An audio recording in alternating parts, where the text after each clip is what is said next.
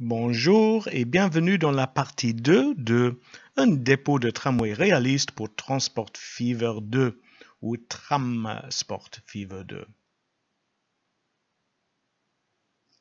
Voici à quoi ressemblera le dépôt fini, alors voyons comment nous y arriverons.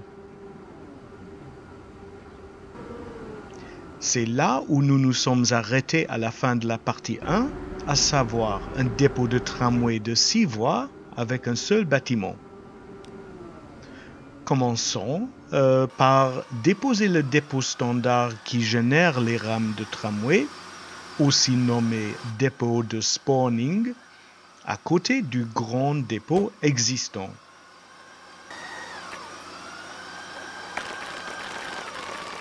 Pour que cela soit fonctionnel en tant que dépôt de spawning, il doit bien sûr être relié à la rue devant le dépôt.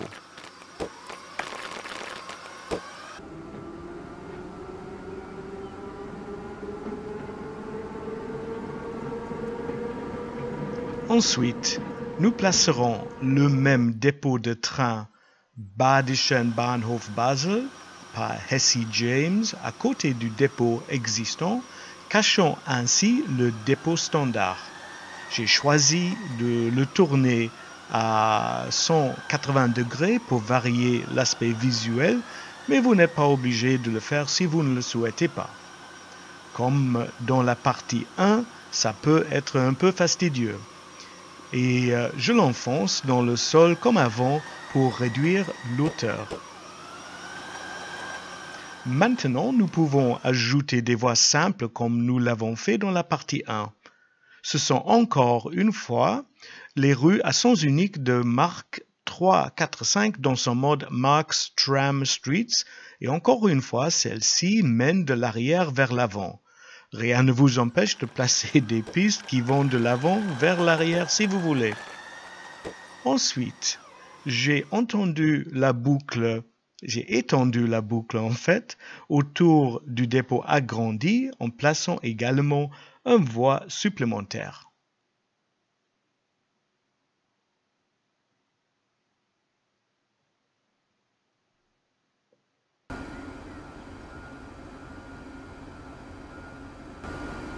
Voici le dépôt de spawning caché à l'intérieur du nouveau bâtiment de dépôt.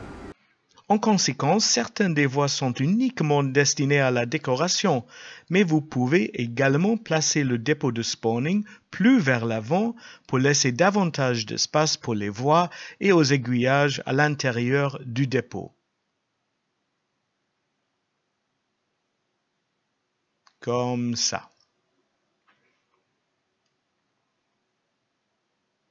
Ce dépôt est en fait un essai pour mon projet Spandau 1963 et est légèrement basé sur celui-ci. L'original avait des blocs d'appartements tout autour, mais je vais juste faire deux côtés. Il existe une belle variété de murs et de clôtures disponibles qui peuvent être utilisés pour séparer le dépôt des logements. Vous pouvez également placer des murs ou des haies devant ces fenêtres à moitié enfoncées dans le sol afin de les cacher et je vous le montrerai à la fin de la vidéo. Je fais référence aux fenêtres à gauche.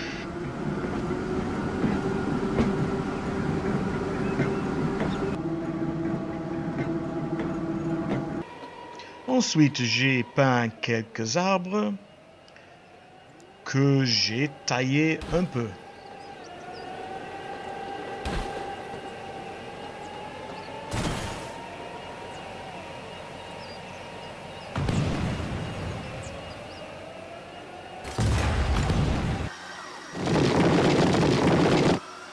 Et juste avant d'ajouter quelques lignes de la même manière que j'ai fait dans la partie 1,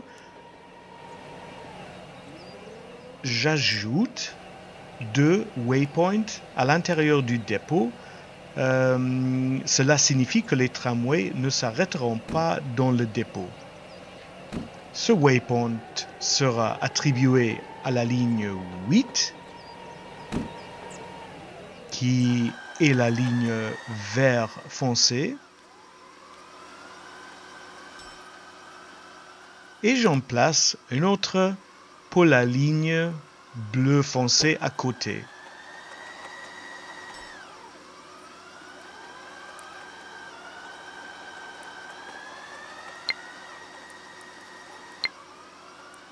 Faisons maintenant générer ou bien spawner des rames de tramway depuis le dépôt caché de spawning. Ils arrivent au centre de cette vue. Si vous ne voulez pas que ces tramways tournent continuellement autour du dépôt, vous pouvez toujours les diriger vers un arrêt caché et définir un temps d'attente approprié. En copiant une astuce des vrais trains miniatures, cet arrêt peut être une voie d'évitement cachée ou une station fantôme, même souterraine si vous le souhaitez.